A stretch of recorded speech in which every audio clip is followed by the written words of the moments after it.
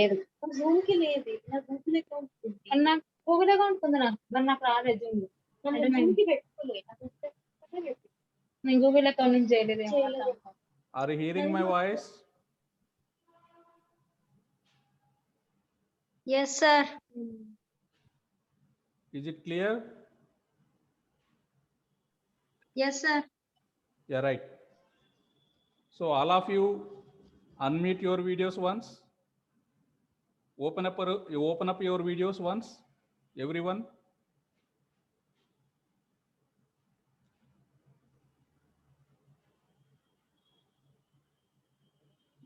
మీరందరూ ఒకసారి videos open చేయండి.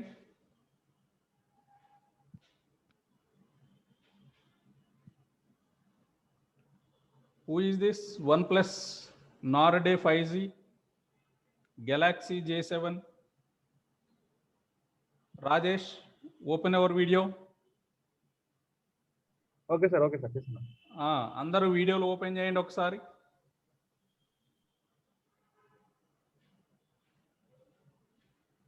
Everyone, please open up your videos.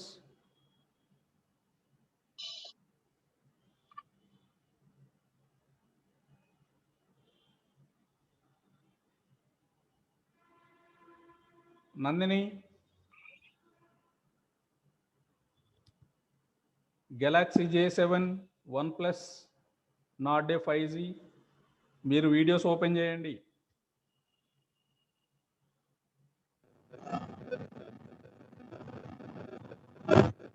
మిగతా వాళ్ళు కూడా Galaxy J7 వీడియోలు ఓపెన్ చేయండి. వీడియో ఓపెన్ చేయాలి Nandini.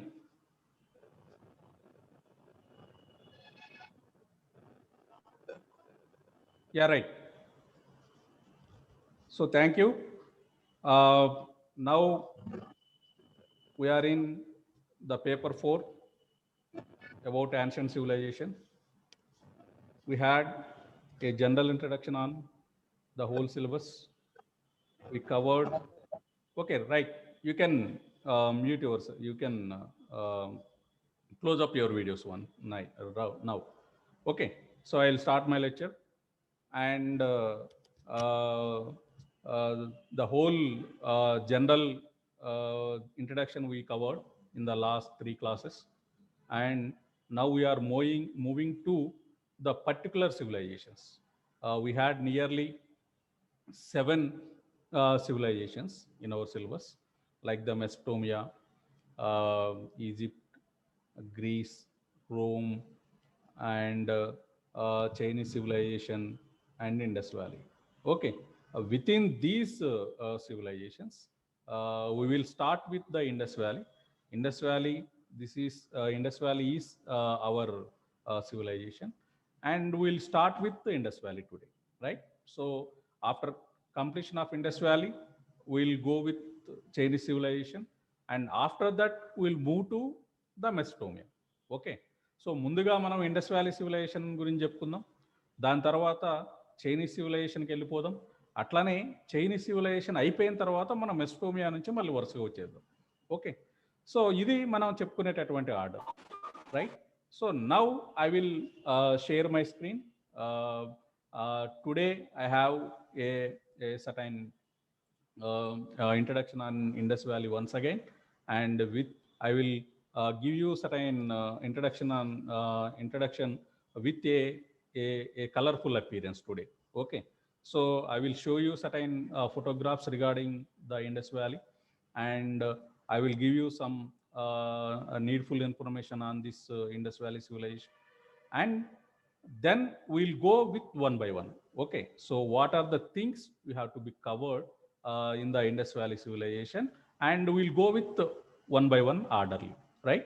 So because we'll start with the introduction, then we'll go to geographical location, and after geographical location, any geographical influence on the Indus Valley civilization we'll see, and then we'll move to the chronology of Indus Valley civilization. Chronology in the sense the period of Indus Valley civilization. Then we'll move to ancestors, okay, originals of civilization, who are the main race who settled in the Indus Valley territories. Okay, so then we'll move to society and economy, religious aspect, cultural aspects, and downfall of civilization. Okay, likewise, we'll see one by one. Okay, so before going to all these things, just we have a colorful glance on the Indus Valley civilization first of all. Okay, so the colorful glance, I will start with my screen. Okay, so first of all, I'll share my screen, then I'll start my lecture. Hi everyone, welcome to the session.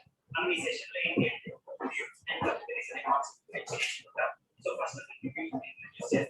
Okay, are you getting my screen, students? Yes, sir. Yes, sir. Yeah, right. So this is about the Indus Valley civilization, and Indus Valley civilization, which is the part of Bronze Age civilization. Okay. So yesterday we covered certain the prehistoric cultures in the sense Paleolithic, Mesolithic, and Neolithic.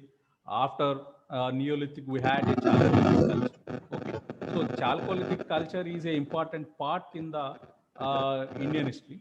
Okay, so when you see in a chronological order, we'll go with this order. Okay, so Paleolithic, then we'll move to Mesolithic, then the Neolithic, then Chalcolithic. Okay, within the Chalcolithic, Bronze Age is a part of the Chalcolithic. Okay, so the Indus Valley civilization, which is one of the important thing which comes under this Chalcolithic period.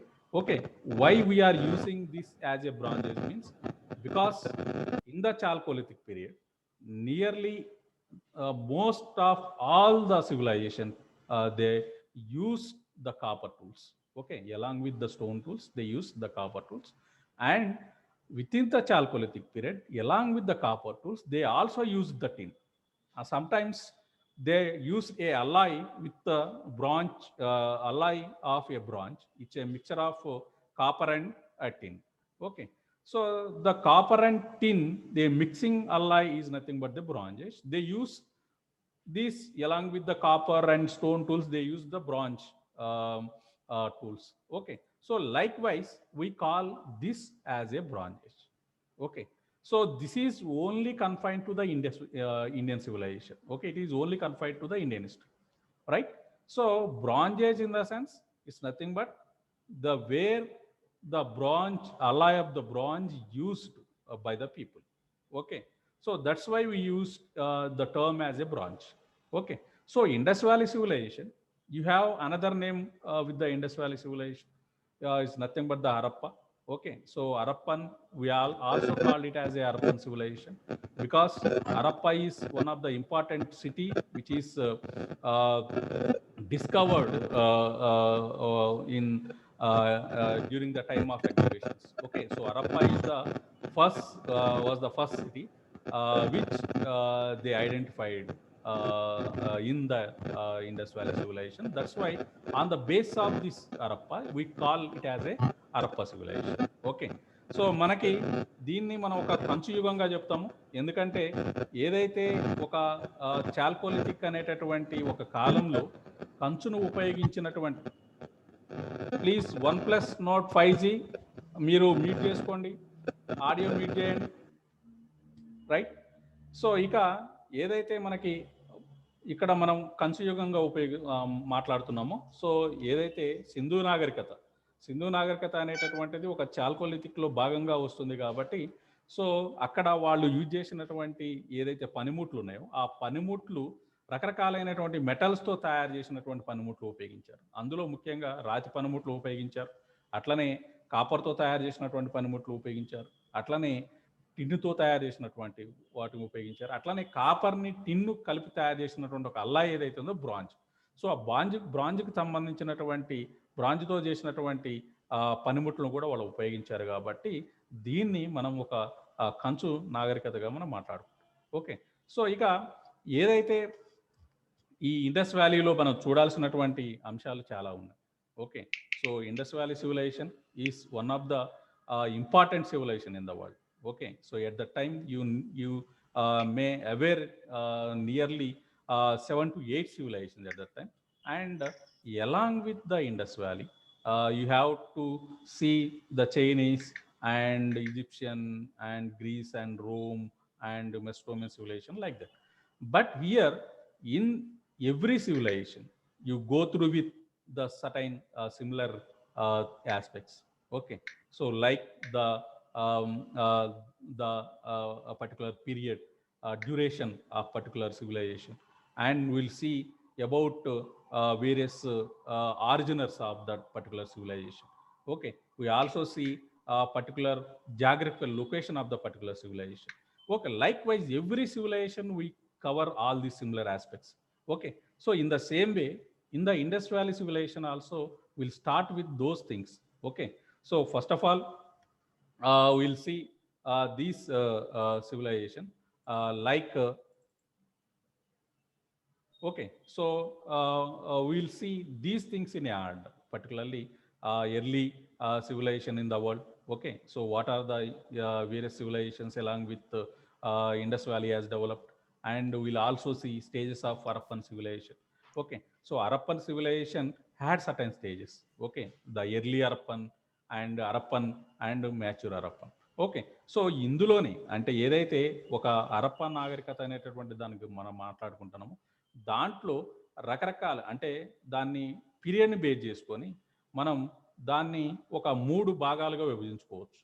Okay, so ఏదైతే ముందుగా మొదలైనటువంటి హరప్పా నాగరికత, అట్లనే హరప్పా నాగరికత తర్వాత వచ్చినటువంటి హరప్పా నాగరికత.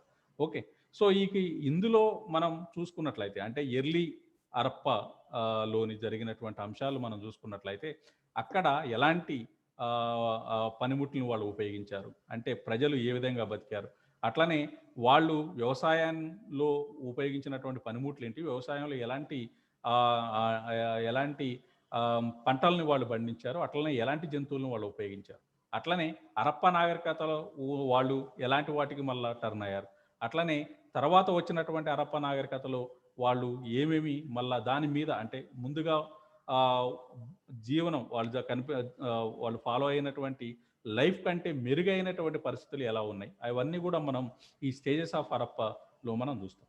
అట్లనే geography of the civilization. Okay, so ఇక జాగ్రఫీ ఆఫ్ ద సివిలైజేషన్లో మనం ఏం చెప్పుకుంటాం, ఏదైతే జాగ్రఫికల్ ఫీచర్స్ అంటే జనరల్గా ప్రతి ఒక్క నాగరికత అనేటటువంటిది కొన్ని అంటే వాటర్ సోర్స్ ఎక్కువగా ఉన్న చోట మాత్రమే అవి మొదలు కావటం అనేది చెప్తూ ఉంటాం. ఓకే, చూస్తూ ఉంటాం. ఓకే, సో అందులో మనం చెప్పుకున్నట్లయితే ఇండస్ వ్యాలీ అనేటటువంటి ఒక పదంలోనే మనకు అక్కడ ఒక రివర్ మనకు కనిపిస్తూ ఉంటుంది. ఓకే, సింధు రివర్ ఏదైతే ఉన్నదో, సింధు నది ఏదైతే ఉందో దాని పర్యావ ప్రాంతంలో ఒక నాగరికత అనేటటువంటిది మొదలైంది కాబట్టి మనం ఇండస్ వ్యాలీ లేదా సింధు నాగరికతగా మనం మాట్లాడుకున్నాం. ఓకే, సో ఇక నది, పర్వతాలు, ఎడారులు ఇవన్నీ కూడా మనం ఏదైతే ఒక భౌగోళిక పరమైనటువంటి అంశాల్లో భాగంగా మనం చూస్తూ ఉంటాం. Okay, all these are comes under a geographical aspects. Okay, which influence a particular civilization. అట్లనే ఇక్కడ ఈ జాగ్రఫికల్ అంశాలు ఏవైతే ఉన్నాయో, ఈ భౌగోళిక పరమైన అంశాలు ఏవైతే ఉన్నాయో అవన్నీ ఏ విధంగా ఈ సింధు నాగరికతని ప్రభావితం చేసినాయి, అట్లనే వాటి ప్రభావం వల్ల సింధు నాగరికత అనేటటువంటిది ఎలా వెలసిల్లింది, అవన్నిటిని కూడా మనం ఏదైతే జాగ్రఫిక్ ఆఫ్ సివిలైజేషన్లో మనం మాట్లాడుకుంటాం. అట్లనే మేజర్ సిటీస్. ఓకే, సో ఇక మీకు చాలా వరకు తెలుసు, ఏదైతే సింధు నాగరికతలోని 200 కంటే ఎక్కువ పైగా మనకి పట్టణాలు కానీ నగరాలు లాంటి కొన్ని ఏదైతే ప్రాంతాలు ఐడెంటిఫై చేయడం అనేది జరిగింది. ఓకే, సో ఓవరాల్గా 2 లక్షల చదరపు కిలోమీటర్ల పైన ఏదైతే ఇది ఈ సింధు నాగరికత అనేటటువంటిది ఏదైతే విస్తృతంగా వ్యాపించి ఉన్నది కాబట్టి అందులో మనం ఒక 200 పైగా కొన్ని ప్రాంతాలను గుర్తించడం అనేటటువంటి జరిగింది. సో అది ఏదైతే భారత్లో వాయవ్య దిశలో ఉన్నటువంటి భారతదేశంలోని, అట్లనే north western part of India and also the whole majority parts in the Pakistan territory. Okay, so ఇక్కడ ఈ ప్రాంతాల్లోని ఇది వ్యాపించి ఉన్నది కాబట్టి, వ్యాప్తి చెంది ఉన్నది కాబట్టి ఆ ప్రాంతాల్లో కనుగొనబడినటువంటి ఆ ప్రాంతాలని మనం చూడాలి బేసికల్గా. ఓకే, సో అందులో ముఖ్యంగా ఇది ఒక మన పట్టణ నాగరికత అని చెప్పుకుంటున్నాం కాబట్టి ఎక్కువగా మనం పట్టణం అనేటటువంటి పదం ఇక్కడ ఉపయోగిస్తూ ఉంటాం. సో ఇక్కడ రకరకాలైనటువంటి పట్టణాలు మనకు కనిపిస్తూ ఉంటాయి. Okay, so Harappa, Mohenjodaro, Kalibangan, Chanhudaro, Banawali, Daimabad, okay, so ఇట్లా ఆలంగీర్పూర్, సూర్కటోడా, సుక్తజండర్, లోతాల్, సో ఇట్లా రకరకాలైనటువంటి ప్రాంతాలు మనకు కనిపిస్తాయి. అవన్నీ కూడా రకరకాలైనటువంటి పట్టణాలుగా మనం ఏదైతే ఈ హరప్ప లేదా సింధు నాగరికతలో భాగంగా మనం మాట్లాడతాం. ఓకే, సో అవన్నిటిని కూడా మనం ఇందులో చూస్తాం. తర్వాత streets, houses, drainage system. Okay, so ఈ houses, drainage system and streets ఏవైతే ఉన్నాయో ఇవన్నిటిని కూడా మనం ఏదైతే ఒక గ్రిడ్ సిస్టంలో భాగంగా మనం మాట్లాడుకుంటాం. ఓకే, సో ఇది మీ అందరికీ తెలిసినటువంటి విషయమే. ఏదైతే ప్రపంచంలో ఉన్నటువంటి నాగరికతల్లోకి వెళ్ళాలి. ఓకే, సో ఒక ప్రత్యేకమైనటువంటి లక్షణం కలిగి ఉన్నటువంటి నాగరికత ఈ ఇండస్ వ్యాలీకి కనిపిస్తుంది. ఓకే, సో ఇండస్ వ్యాలీలో ఆ ప్రత్యేకమైనటువంటి లక్షణం ఏంటంటే గ్రిడ్ వ్యవస్థ. ఓకే, సో ఆ గ్రిడ్ వ్యవస్థలోని అన్నీ కూడా ఒక ప్లాన్డ్గా, ఒక ప్రణాళికాబద్ధంగా వాళ్ళు కన్స్ట్రక్ట్ చేసుకోవడం. ఓకే, సో అందులో స్ట్రీట్లు ఏదైతే వీధులు ఉన్నాయో ఆ వీధులు ఉత్తర, అట్లనే దక్షిణ దిశగా, అట్లనే పశ్చిమాన్ నుంచి ఏదైతే తూర్పు దిశగా, ఇట్లా ఒకదానికి ఒకటి అంటే 90 డిగ్రీల కోణంలో ఇంటర్సెక్ట్ అయ్యేటటువంటి విధంగా వాళ్ళు స్ట్రీట్స్ నిర్మాణం చేసుకోవడం. అట్లనే ప్రతి ఒక్క స్ట్రీట్ కూడా స్ట్రీటుకి ఏదైతే అటాచ్డ్గా ఉన్నటువంటి కొన్ని హౌజెస్ కనిపించడం. ఎక్కువగా ఆ హౌజెస్ అన్నీ కూడా తూర్పు దిశలో ఉండే విధంగా, తూర్పు ముఖంగా ఉండే విధంగా వాళ్ళు నిర్మాణాలు చేసుకోవడం. దాని ద్వారా ఏదైతే వెంటిలేషన్ అనేటటువంటిది, గాలి వెలుతురు అనేటటువంటిది వాళ్ళ ఇళ్లలోకి ఏదైతే ఈజీగా వచ్చే విధంగా వాళ్ళు నిర్మాణాలు చేసుకోవడం. సో దానికి ఏదైతే ప్రతి ఒక్క స్ట్రీట్ ఏదైతే ఉందో, ప్రతి ఒక్క వీధికి వాళ్ళు ఆ వీధి పక్కన కొన్ని రకాలైనటువంటి డ్రైనేజ్ వ్యవస్థని వాళ్ళు నిర్మాణం చేసుకోవడం. సో ఆ నిర్మాణం చేసుకున్నటువంటి బయట ఉన్నటువంటి డ్రైనేజ్ వ్యవస్థకి ప్రతి ఒక్క ఇంటి నుంచి ఒక చిన్న డ్రైనేజ్ పైప్ లాంటిది, ఒక కాలువ లాంటిది ఈ బయట ఉన్నటువంటి వీధికి పక్కగా ఉన్నటువంటి డ్రైనేజ్ వ్యవస్థకి కనెక్ట్ అయి ఉండటం. అట్లనే ఆ మొత్తం వీధుల పక్క నుంచి వెళ్ళినటువంటి డ్రైనేజ్ వ్యవస్థ ఏదైతే ఉన్నదో అది ఏదైతే ఆ పట్టణం కానీ నగరం బాహ్య లోకి దాన్ని వదిలివేయటం, అంటే వేస్ట్ వాటర్ అన్నీ కూడా ఆ పట్టణాలు బయటగా వాటిని వదిలిపెట్టడం. సో ఇదన్నీ మనం ఒక గ్రిడ్ సిస్టంలో భాగంగా చెప్పుకుంటాం. ఓకే, సో ఎందుకంటే ఏదైతే అక్కడ ఉన్నటువంటి హౌజెస్, ఏదైతే వాళ్ళు నిర్మించుకున్నటువంటి ఇల్లులు ఏవైతే ఉన్నాయో ఆ ఇల్లులన్నీ కూడా ఒక ప్రణాళికాబద్ధంగా వాళ్ళు నిర్మించుకోవడం. ఓకే, సో అట్లనే ఇల్లు రకరకాల గదులుగా విభజించుకోవడం. ఓకే, కిచెన్ అనేటటువంటిది మనకు కనిపించడం, ఒక లివింగ్ రూమ్ లాంటిది కనిపించడం. అట్లనే ఆ ఏదైతే హౌజెస్కి ముందుగా ఆ కోర్ట్ యార్డ్ అంటే వాకిలి అనేటటువంటిది ఏదైతే ఉందో ఆ వాకిల్లో ఒక బావి అనేటటువంటి నిర్మాణం మనకు కనిపించడం. ఓకే, సో బాత్రూమ్ లాంటిది ఒక చిన్న ఏర్పాట్లు మనకు కనిపించడం. సో ఇవన్నీ కూడా ఒక ప్రణాళికాబద్ధంగా వాళ్ళు నిర్మాణం చేసుకున్నటువంటి అంశాలు మనకు కనిపిస్తాయి. ఓకే, సో ఇవన్నిటిని గురించి కూడా మనం మాట్లాడుకుంటాం. ఓకే, నెక్స్ట్ గ్రానరీ అనేటటువంటి ధాన్యాగారాలు. సో మీకు ఆ హరప్ప, మొహంజోదారోలోని మీకు ఈ ధాన్యాగారాలు అనేటటువంటి మీకు కనిపిస్తాయి. ఓకే, మొహంజోదారోలో ఏదైతే మీకు గ్రేట్ బాత్ అనేటటువంటిది మహాస్నాన వాటిక అనేటటువంటి కనిపిస్తుంది. సో ఆ మహాస్నాన వాటిక దగ్గరలో ఒక ఒక ఇటుకతో నిర్మాణం మీకు కనిపిస్తూ ఉంటుంది. ఒక పెద్ద నిర్మాణం కనిపిస్తుంది. వాటిని మనం గ్రానరీలుగా చెప్పుకుంటాం, ధాన్యాగారాలుగా మనం మాట్లాడుకుంటాం. ఏదైతే పండించినటువంటి పంటల్ని తర్వాత కాలంలో వచ్చేటటువంటి విపత్తుల్ని ఎదుర్కొనేటటువంటి క్రమంలో ఏదైతే ఆ కాలంలో ఆహార ధాన్యాల కొరత అనేటటువంటిది లేకుండా వాళ్ళు ఇది నిర్మాణం అనేటటువంటిది చేసుకోవడం. అట్లనే పంట పొలాల నుంచి ఏదైతే ఆ గ్రానరీల దగ్గరలకి ఆ పంటని తీసుకొచ్చేటటువంటి క్రమంలో ఆ పంటని ఏదైతే తీసుకొచ్చి అక్కడి నుంచి ఆ గ్రానరీలో దాచేటటువంటి పరిస్థితి మనకు కనిపిస్తుంది. దీనికి మనం సపోర్ట్ చేయాలంటే మీకు కొన్ని టెర్రకోటా ఫిగరీన్స్ నేను చూపిస్తాను నెక్స్ట్. సో ఆ టెర్రకోటా ఫిగరీన్స్లో మీకు బుల్లక్ కార్ట్స్కి సంబంధించినటువంటి ఏదైతే ఒక 2 బుల్ ఆ కార్ట్ని లాగుతూ ఉన్నటువంటి కొన్ని టెర్రకోటా ఫిగరీన్స్ మీకు కనిపిస్తాయి. సో వాటి ద్వారా ఏదైతే ఆ పంట పొలాల నుంచి వాటిని ధాన్యాగారాలకు తీసుకొచ్చినటువంటి ధాన్యాన్ని ధాన్యాగారాలకు తీసుకొచ్చినటువంటి పరిస్థితి మనకు కనిపిస్తుంది. ఓకే, సో ఇవన్నీ కూడా మన ఊహాజనితమైనటువంటి అంశాలే, అంటే ఎగ్జాక్ట్లీ ఇది జరిగిందని మనం చెప్పలేము. ఓకే, సో ఎందుకంటే ఆడ దొరికినటువంటి ఆనవాళ్ళలో రకరకాలైనటువంటి మనకు అంశాలు కనిపిస్తాయి, కానీ వాటిని బేస్ చేసుకొని మాత్రమే ఒక ఊహాజనితమైనటువంటి అంశాలుగా మనం చెప్పుకుంటాం. కానీ ఎగ్జాక్ట్లీ ఇది జరిగింది అనేటటువంటి అంశం మాత్రం మనం చెప్పలేము. ఇది ఇండస్ వ్యాలీకి మాత్రమే. మిగతా వాటిల్లో ఆర్య నాగరికత నుంచి కూడా మనకి అన్ని క్లియర్ కట్గా ఉంటాయి, ఎందుకంటే దానికి రకాలైనటువంటి లిఖిత ఆధారాలు ఉన్నాయి. ఓకే, సో ఆ లిఖిత ఆధారాలని బేస్ చేసుకొని మనం మాట్లాడుకుంటాం, రైట్. సో ఇక నెక్స్ట్ చెప్పుకున్నట్టయితే క్రాఫ్ట్ క్వార్టర్స్, అట్లనే లాంగ్వేజ్ వాళ్ళు ఉపయోగించారు. ప్లీజ్ అన్మ్యూట్, ప్లీజ్ మ్యూట్ చేసుకోండి, ఆడియో మ్యూట్ చేసుకోండి ప్లీజ్.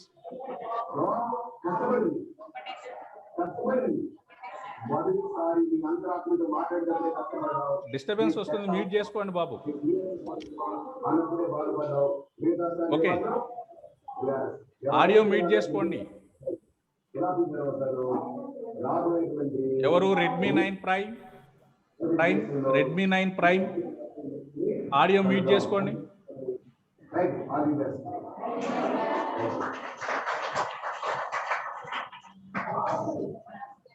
రెడ్మీ 9 5.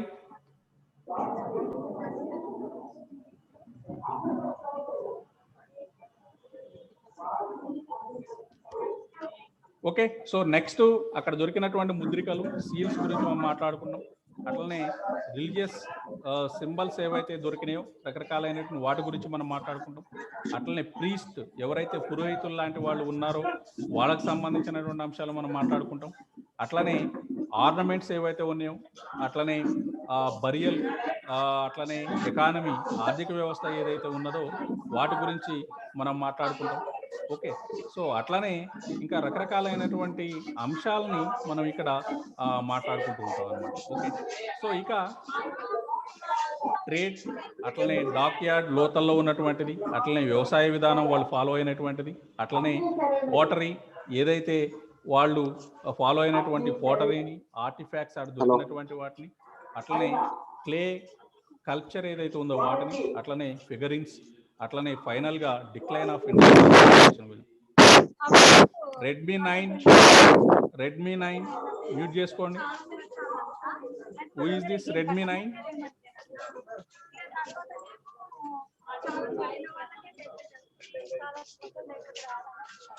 ఓకే, సో ఇక మనం ఇంట్రడక్షన్ పార్ట్లోకి వెళ్ళినట్టు, జనరల్గా it is existed along with the Indus river in what is present day north western part of India, Pakistan, eastern part of Afghanistan.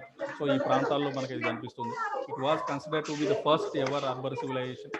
The towns developed during that time were well planned and well executed, and the spectacular city planning of that time surpassed all present civilization as well. And the houses were made of baked bricks and had 2 or more stories. And the people of Harappan knew the measuring tools of length, mass, time, and they were first in world developing a system of uniform weights and measures. Their measurements were extremely precise. Okay, so ఇక మనం ఏదైతే మిగతా civilisations లాగా, so geographical influence అనేటటువంటి మనం మాట్లాడుకున్నాం. So ఇక్కడ ఏదైతే మెస్టోమే సివిలైజేషన్ తీసుకున్నట్లయితే టైగ్రీస్, యూఫ్రటీస్ లాంటి రివర్స్ మనకు కనిపిస్తాయి.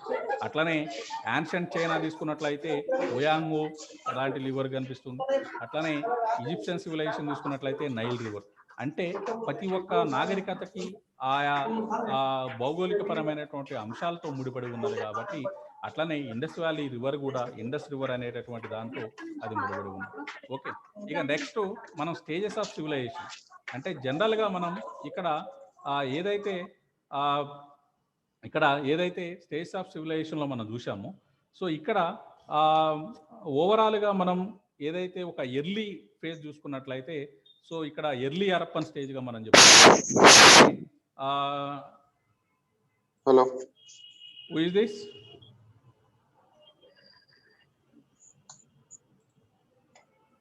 Who is this? Rajesh? Wasam?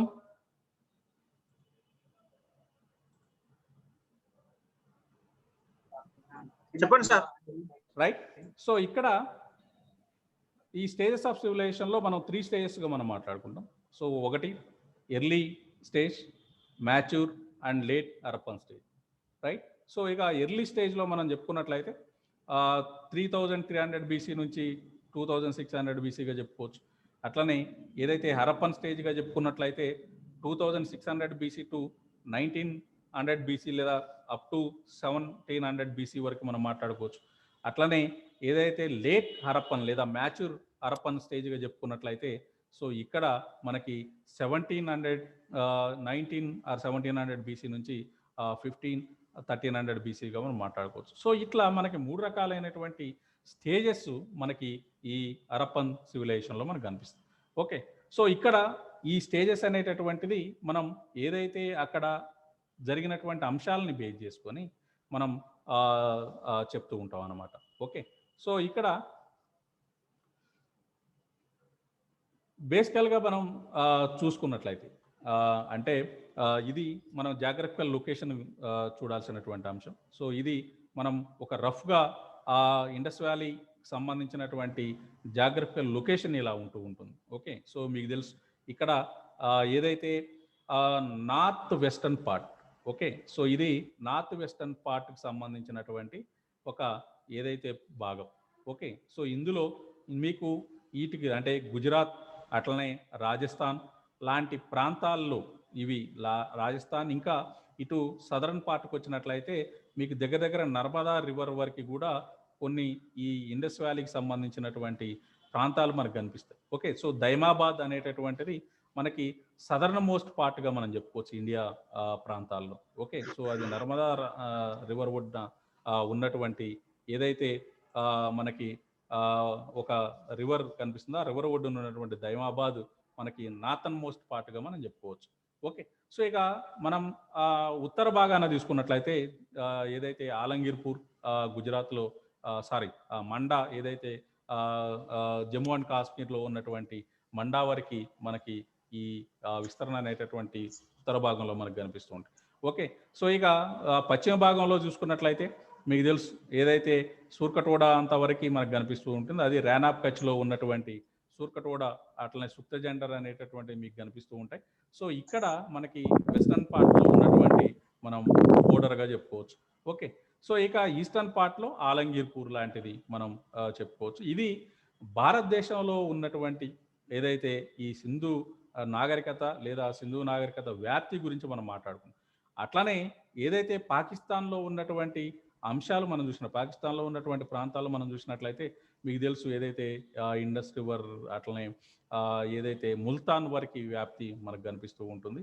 Lahore Multan వరకు వ్యాప్తి మనకి పాకిస్తాన్ ప్రాంతాల్లో మనం చూస్తూ ఉంటాం. ఓకే, సో ఇక ఇక్కడ మనం చూసుకున్నట్లయితే అంటే ఏదైతే ఈ ప్రాంతాల్లో ఉన్నటువంటిది మనం చూసుకున్నట్లయితే ఈ వెస్టర్న్ పార్ట్లో మీకు ఏదైతే వాటర్ బాడీ మొత్తం కూడా మనకు కనిపిస్తూ ఉంటుంది. అట్లనే నార్త్ ఈస్టర్న్ పార్ట్లో మీకు పర్వత ప్రాంతాలు ఏదైతే ఒక సిమిలర్గా ఉన్నటువంటి మౌంటైన్స్ మనం చూస్తూ ఉంటాం. అట్లనే ఈస్టర్న్ పార్ట్ మొత్తం వచ్చేసరికి ఒక అల్యూవియల్ ప్లెయిన్ మనకు కనిపిస్తుంది, ఇండోగ్యాన్స్టిక్ ప్లెయిన్ అనేటటువంటిది మనకు కనిపిస్తూ ఉంటుంది. ఓకే, సో ఇక్కడ రకరకాలైనటువంటి భౌగోళిక ప్రాంతాలు. ఓకే, సో ఇక మీరు చూసుకుంటే ఈ ప్రాంతాల్లో రకరకాలైన నదీ వ్యవస్థ ఉన్నది, సింధు నదీ వ్యవస్థ, అట్లనే సింధు దాని ఉపనదులు మీకు కనిపిస్తాయి. ఏదైతే మీకు సట్లాస్, బియాస్, అట్లనే రకరకాలైనటువంటి నదులు మీకు ఒక 5 నదులు ఏదైతే చిన్నాబ్, రవి, బియాస్, సట్లాస్ అనేటటువంటి నదులు యొక్క పరివాహక ప్రాంతాలు కూడా ఇందులో మనకి చూస్తూ ఉంటాం. ఓకే, సో ఇవి మనం ఏదైతే దాని యొక్క జాగ్రఫికల్ లొకేషన్ గురించి మనం మాట్లాడుకున్నట్లయితే. ఓకే, సో ఇంకా ఇదే కాకుండా మనం చూసుకున్నట్లయితే ఇక అక్కడ ఉన్నటువంటి పట్టణాలు. ఓకే, సో ఏదైతే హరప్పా నాగరికతలో తవ్వకాల్లో ఏదైతే ఐడెంటిఫై చేసినటువంటి పట్టణాల్లో మనం చెప్పుకున్నట్లయితే ఏదైతే హరప్పా, మొహంజోదారో లాంటివి మనకి ముఖ్యంగా అక్కడ గొప్ప పట్టణాలుగా మనం మాట్లాడుకోవచ్చు. ఓకే, సో అవి కాస్త పెద్దగా ఉన్నటువంటి పట్టణాలు. సో వాటితో పాటు ఇంకా రకరకాలైనటువంటి పట్టణాలు మనకు కనిపిస్తాయి. ఓకే, సో ఏదంటే లోతాల్ ఒకటి మనకు కనిపిస్తుంది, అట్లనే మెహర్గర్ అనేటటువంటిది మనకు కనిపిస్తుంది, అట్లనే కాళీబంగన్ ఉంది, అట్లనే ఏదైతే కాళీబంగన్తో పాటు దైమాబాద్ ఉంది, బనావాలి ఉంది. Okay, so Manda, Alamgirpur, Sutkagendor, Surkotada, so ఇట్లా రకరకాలైనటువంటి పట్టణాలు మనకి కనిపిస్తాయి. వాటిలోకి అంటే ఇంపార్టెంట్ లేదా మొదటిగా కనిపెట్టినట్టు హరప్ప, అట్లనే పెద్దగా ఉన్నటువంటి మొహంజదారో పట్టణాలు మనం ముఖ్యంగా మనం చూస్తాం. ఓకే, సో ఇది మనం ఒక ఏదైతే ఒక లొకేషన్ మనం చూసుకున్నట్లయితే ఇలా కనిపిస్తూ ఉంటుంది. ఓకే, ఇక నెక్స్ట్ ఇది మనం శాటిలైట్ పిక్చర్గా మనం చూడొచ్చు. సో ఇందులో ఏదైతే సుక్తజెండర్, చన్హూదారో, లోతాల్, దైమాబాద్ ఏదైతే సదర్న్ మోస్ట్ సిటీ ఆఫ్ ఇండస్గా మనం మాట్లాడుకోవచ్చు. ఓకే, సో ఇది మనకి ఏదైతే నర్మదా పరివాహ ప్రాంతాల్లో ఉన్నటువంటిది. అట్లనే గనేరివాలా ఈస్ అట్లా Rakhigarhi, Ganeriwala both are the recently discovered towns of Indus valley. Okay, so భారతదేశంలో కనుగొన్నటువంటి రాకిగరి, గనేరివాలా లాంటి 2 పట్టణాలు మనకి రీసెంట్ ఎగ్జిబిషన్స్గా మనం మాట్లాడుకోవచ్చు. ఓకే, సో ఇక ఇవే కాకుండా ఇంకా మనం చెప్పుకున్నట్లయితే ఇవన్నీ రకరకాలైనటువంటి పట్టణాలు. అట్లనే ఏదైతే మీకు తెలుసు క్వెట్టా, అట్లనే డబార్కోట్ అనేటటువంటివి ఆఫ్ఘనిస్తాన్ పరిసర ప్రాంతాల్లో ఉన్నటువంటివి. ఓకే, సో అట్లనే సిబి, అట్లనే మొహంజదారో, సుక్తజెండర్, అట్లనే అంబ్రీ, కోట్ డిజీ, చన్హూదారో. సో ఇవన్నీ కూడా మనకి పాకిస్తాన్ పర్వత ప్రాంతాల్లో, అట్లా సందన్వాలా, ఇవన్నీ కూడా పాకిస్తాన్ పర్వత ప్రాంతాల్లో కనిపించేటటువంటి మనకి రకరకాలైనటువంటి పట్టణాలు మనకు కనిపిస్తాయి. ఓకే, సో ఓవరాల్గా 200 పైగా ఈ పట్టణాలు మనకు కనిపిస్తూ ఉంటాయి ఇండస్ వ్యాలీకి సంబంధించి. ఓకే, సో ఇక మనం చూసినట్లయితే ఇది ఒక వ్యూ అన్నమాట. ఓకే, సో హరప్పాకు సంబంధించినటువంటి వ్యూ ఇలా కనిపిస్తూ ఉంటుంది. సో ఇది హరప్పా పట్టణానికి సంబంధించినటువంటి వ్యూ, రైట్. సో ఇందులో మీకు రకరకాలైనటువంటి, అంటే ఇది జనరల్గా ఏదైతే ఆడ దొరికినటువంటి అంటే తవ్వకాల్లో దొరికినటువంటి వాటిని ఎగ్జాక్ట్లీ ఆ ప్లాంట్తో అది నిర్మించినటువంటివి.